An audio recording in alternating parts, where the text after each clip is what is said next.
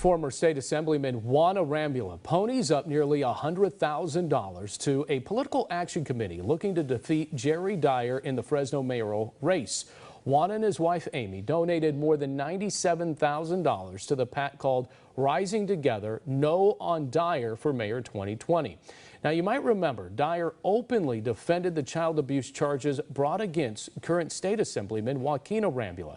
A jury acquitted Arambula of all charges. Arambula's father and former state assemblyman Juan there sent out a statement that reads in part, quote, "We decided to contribute to the No on Dyer committee because we believe Dyer is wrong for Fresno.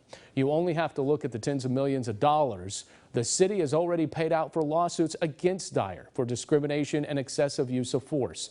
His own friend and second in command is currently in federal prison for drug trafficking. While Dyer claims he knew nothing about it, Dyer fired back with this, a statement of his own. I am disappointed to learn about the Political Action Committee established solely to inflict damage on my campaign for mayor after 18 years of making tough decisions to keep Fresno safe as your police chief. I knew that some people would oppose me. But wouldn't this be better spent resolving our community's challenges rather than waging petty personal vendettas? Instead of raising money to promote division in our community, we should be coming together to house our homeless, improve our parks, or provide assistance to our city's children and seniors.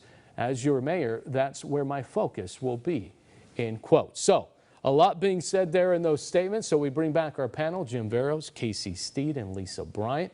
Major controversy over this week with all of this. And so, Jim, I want to start with you on this. When you first look at this, what is your first thoughts? Is it a political vendetta, or is it what the Arambulas say it is? This is Jerry Dyer is not right for mayor. I think both can be true.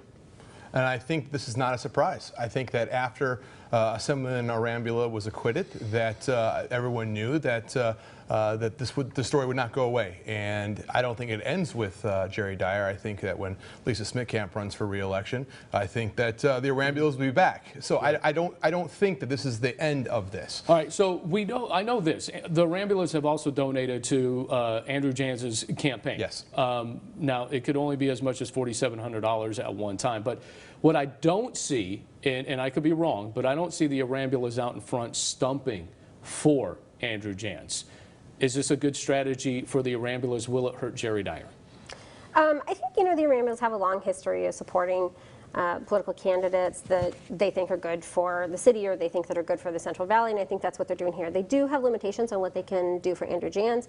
Nobody has really started stumping yet in the election to a great extent, and so we don't know if that's going to happen or not. So I think that right now they're putting their money behind a campaign that they think is going to, propel his candidacy forward. Is it a vendetta? Are they? I think that, Amy and Juan Arambula have been in politics a long time, and they've put a lot of money behind a lot of candidates and campaigns. I think that probably they're smarter with their money than to go after a vendetta. I think that, they're going to put their money where they think is going to have good political clout. Casey, how do you see this? Well, I think it's obviously it was very embarrassing to the Arambula family what happened, and to have something so public. And it's interesting how they say no on Dyer, really acknowledging that Jerry Dyer is the front runner and is the person to beat. And it's not necessarily yes or no on Jerry Dyer, it's who's going to be the next mayor. So I obviously think it's partisan and somewhat personal, and I agree with Jim that when the district attorney comes up, that'll probably be an issue too. We're not allowed to agree on the show, you know that, right? I'm kidding. Jim, I want to come back to you because, when you look at this, we haven't seen Joaquin Arambula say anything. Do you think this is speaking for him? I think Joaquin's up in Sacramento pretending not to be paying attention. Okay. I think that you're not going to see him get involved with any of this. And I think politically that's very smart. He can say, I'm up in Sacramento doing my job. I don't have time to worry about who's mayor in Fresno. Real quick, you look at Jerry Dyer's statement. He first said, my 18 years as police chief, protecting children. That was a guarded yet targeted statement. Yes. Listen, this is politics. This is why we're here on a Sunday morning, right? So listen, Jerry Dyer is a force to be reckoned with politically here in this city, and the Rambulas have been around for a generation.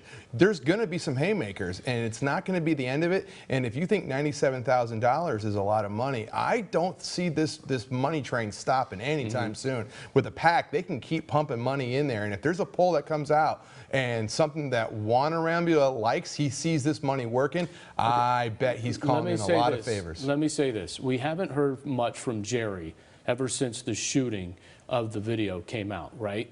And we're talking about Isaiah Murrieta of the shooting where his officers shot and killed the 16-year-old in the back of the head. Does Jerry Dyer need to start talking in public, or does he stay behind the scenes? I think he waits until people bring it up to him, but I think that he probably behind the scenes should be preparing. Oh, we're bringing it up. Respond to that. We're bringing it up. We brought it up. We haven't seen him talk about it yet. Yeah, I mean, you've got a pending lawsuit. There's a certain. Listen, Jerry can get out and say a few things, but you don't want to be. If I'm Jerry Dyer, I'm talking about what I want to do as mayor, not what happened when I was chief. Okay, that's a good strategy, Casey. No, it's the same thing with his other issues in the past that he's chosen not to talk about or want to bring up, and just put those in the past and move forward by his statement here, talk about the problems facing Fresno. All right, I want to move to the Armenian Genocide Resolution. This is a massive turn of events, I think, because what we saw was at first Lindsey Graham and a lot of President Trump's big backers kind of stonewalling this a little bit, blocking it. But here it is, unanimous in the Senate. Lisa, how does this look with President Trump, with a Senate Republican-controlled Senate saying, hey, the resolution is here unanimous? Yeah, I think that maybe the Senate's looking at support for it in the public and among their constituents, and I think that broadly speaking, there's wide public support for it, and so this is some place that they were willing to take a gamble in pushing back against Trump, which I think can also give them clout when they're running for election, and that I'm my own person, I'm not just a puppet or something like that, and so it might be a politically good move for them. I'm going to say something totally weird, because that's my brain. President Trump has Erdogan, the Turkish president, in the White House just a couple of weeks ago, says, oh, there was some posturing there, and then all of a sudden here they pass it. Was that what it was? Was it posturing?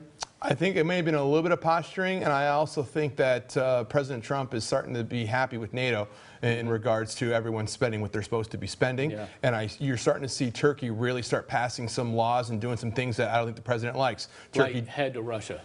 Not just Russia, but Turkey just got into a pact with Libya with some maritime laws that are really causing some problems. I mean, it's not a sexy thing there, but I'm telling you, this doesn't happen unless they're trying to send Turkey a message. Casey, I'll let you punctuate it. President hasn't said anything about it. He tweets a lot, but he hasn't said anything about this. Should he?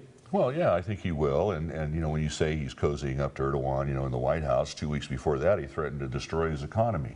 And so I think that the president is pragmatic about that, and I think that the unanimous support will transfer to him also. All right, good stuff as always. Happy holidays to all of you. Happy holidays to you. All right, still to come.